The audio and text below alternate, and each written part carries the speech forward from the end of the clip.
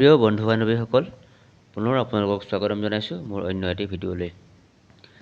বন্ধু বান্ধৱীসকল, আজি আমি এনে কিছুমান কথা আলোচনা কৰিম যিকেইটা কথাই আপোনালোকক সফলতাৰ দিশত লৈ যাব পাৰিব। চিন্তা কৰি চাওক, আপুনি বিচৰা প্ৰতিটো বস্তু যদি আপোনাৰ ওচৰত থাকে, এটা ছাকচেছফুল কেৰিয়াৰ, এটা ফাইনেন্সিয়েল ফ্ৰীডম আৰু সেইবোৰ কনফিডেন্স যিবোৰে আপোনাক আপোনাৰ সপোনৰ ওচৰলৈ লৈ যাব পাৰে। চিন্তা কৰি চাওকচোন, কিমান ভাল লাগিব নহয়নে বাৰু? এনে হোৱাটো সম্ভৱ হয়নে বাৰু? নিশ্চয় হয়। এনে হোৱাটো নিশ্চয় সম্ভৱ। আপুনি যদি আপোনাৰ মানসিকতা সলনি কৰে, নিশ্চয় আপুনি ভবাৰ ধৰণে জীৱনটো গঢ়িব পাৰিব।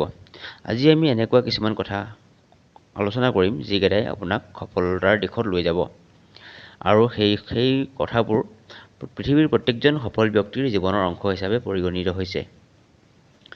এই কথাকেইটাই আপোনাৰ জীৱনটোক সফলতাৰ দিশলৈ লৈ যোৱাত ৰোড মেপৰ দৰে কাম কৰিব।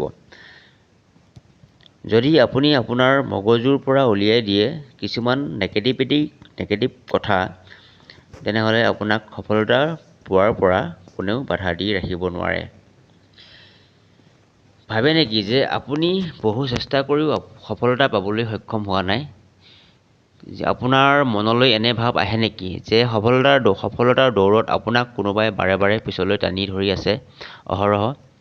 যদি সেয়াই সঁচা, তেনেহ'লে ভিডিঅ'টো সম্পূৰ্ণকৈ চাব আৰু মন দি শুনিব, কাৰণ এই ভিডিঅ'টোৱে আপোনাক সকলোখিনি ক্লিয়াৰিটি কৰি দিব।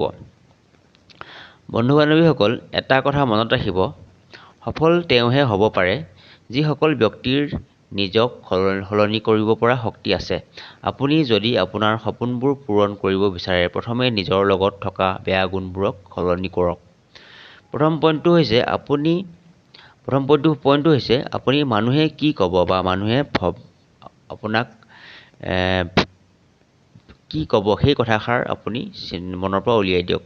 যেনে ধৰক, আপুনি এটা ডাঙৰ সপোন দেখি আছে আৰু সেই সপোনটোৰ পূৰ কৰাৰ সময় শুভক্ষণ আহি পৰিছে, কিন্তু আপুনি আৰম্ভ কৰাৰ আগতেই চিন্তা কৰিছে যে মানুহে কি ক'ব বা মানুহে যদি মই হঠাৎ অসফল হৈ যাওঁ, মানুহে নিশ্চয় মোক হাঁহিব, এটিকিং কৰিব। এই কথাবোৰ মনৰ পৰা উলিয়াই দিয়ক। এয়া হ'ল প্ৰকৃতিৰ নিয়ম। মানুহে ক'বই। মানুহে আপুনি ভালেই কৰক বা বেয়াই কৰক, মানুহৰ কোৱা কাম মানুহে ক'বই। গতিকে মানুহৰ কথাবোৰক আওকাণ কৰি আপুনি আপোনাৰ কৰ্ম কৰি যাওক।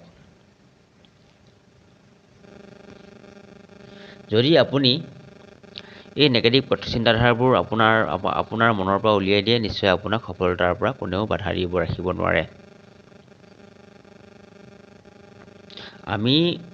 আমাৰ এটা ভুল হৈছে যে আমি সদায় কমফৰ্ট জ'নৰ ভিতৰত থাকিব বিচাৰোঁ। আৰামদায়ক জীৱন আৰু কোনো ধৰণৰ ৰিস্ক নোলোৱাকৈ আমি থাকিব বিচাৰোঁ। যদি আপুনি আপোনাৰ কমফৰ্ট জ'নক ত্যাগ দিয়ে, তেনেহ'লে আপুনি সফলতা পাবই। বন্ধু বান্ধৱীসকল, বৰ্তমান ক্ৰিকেটৰ ভগৱান খ্যাত শচীন তেণ্ডুলকাৰক কোনে চিনি নাপায়?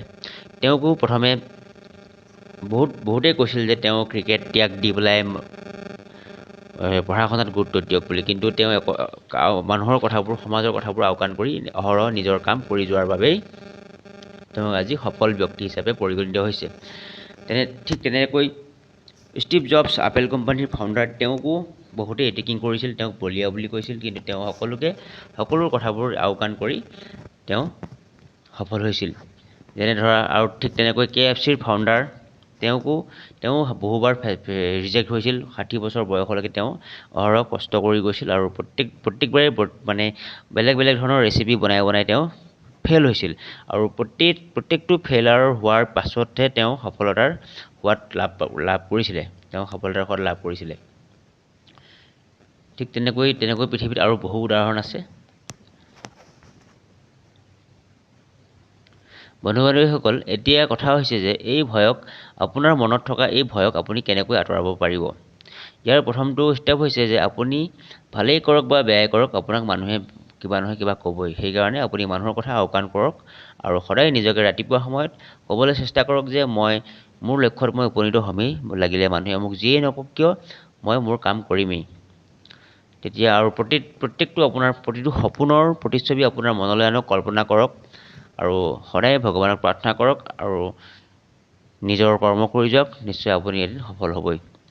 বন্ধু বান্ধৱীসকল, ছেকেণ্ড কথাটো হ'ল আমি অসফলতাৰ ভয়টোক মনৰ পৰা উলিয়াই পেলাব লাগিব। যিসকল ব্যক্তি সফল হৈছে আচলতে তেওঁলোকো বহুবাৰ অসফলতাৰ পাছতহে সফলতাৰ সোৱাদ পাইছে তেওঁলোকেও। আচলতে অসফলতাই জীৱনৰ সফলতাৰ প্ৰথমটো খোজ। বন্ধু বান্ধৱীসকল, অসফলতাৰ ভয় এনেকুৱা এটা অদৃশ্য শক্তি যিয়ে আপোনাক বা মোক সফলতাৰ পৰা বহু দূৰলৈ আঁতৰাই পঠিয়ায়। বন্ধু বান্ধৱীসকল, অসফলতা হৈছে খন্তেকীয়া আৰু সফলতা হৈছে চিৰস্থায়ী। যদি আপুনি অসফলো হৈ যায় তেনেহ'লে আপুনি কোনো চিন্তা নকৰিব, কাৰণ প্ৰতিটো অসফলতাই আপোনাক সফলতাৰ পাঠ শিকাই যাব। গতিকে অসফলতাক কেতিয়াও আপুনি ভয় নকৰিব বা নেগেটিভকৈ নল'ব। আপুনি চেষ্টা কৰি যাওক, বাৰম্বাৰ চেষ্টা কৰাৰ পিছত আপুনি সফল হ'বই, কোনো কথাই নাই। আৰু প্ৰত্যেকবাৰ আপুনি অসফলতা হোৱাৰ পাছত আপুনি নিজকে আত্মবিশ্বাসেৰে ভৰাই দিয়ক, পজিটিভ থিংকিঙেৰে ভৰাই দিয়ক, আপুনি নিশ্চয় সফল হ'বই। আৰু পৃথিৱীৰ প্ৰত্যেকজন ব্যক্তিয়েই বহুবাৰ বিফলতা পোৱাৰ পাছতহে সফলতাৰ সুখ দেখিবলৈ পাইছে। গতিকে বন্ধু বান্ধৱীসকল, নেগেটিভ কথাবোৰৰ কথা চিন্তা বাদ দি সদায় পজিটিভ চিন্তা কৰিব। আৰু বহু কথা আছে, আলোচনা কৰিম নিশ্চয় নেক্সট ভিডিঅ'ত আকৌ লগ পাম, কিয়নো ভিডিঅ' দীঘল হ'লে সকলোৱে আমনি পায়। গতিকে পুনৰ আপোনালোকক স্বাগতম জনাইছোঁ, বিদায় জনাইছোঁ। আকৌ নেক্সট ভিডিঅ'ত লগ পাম।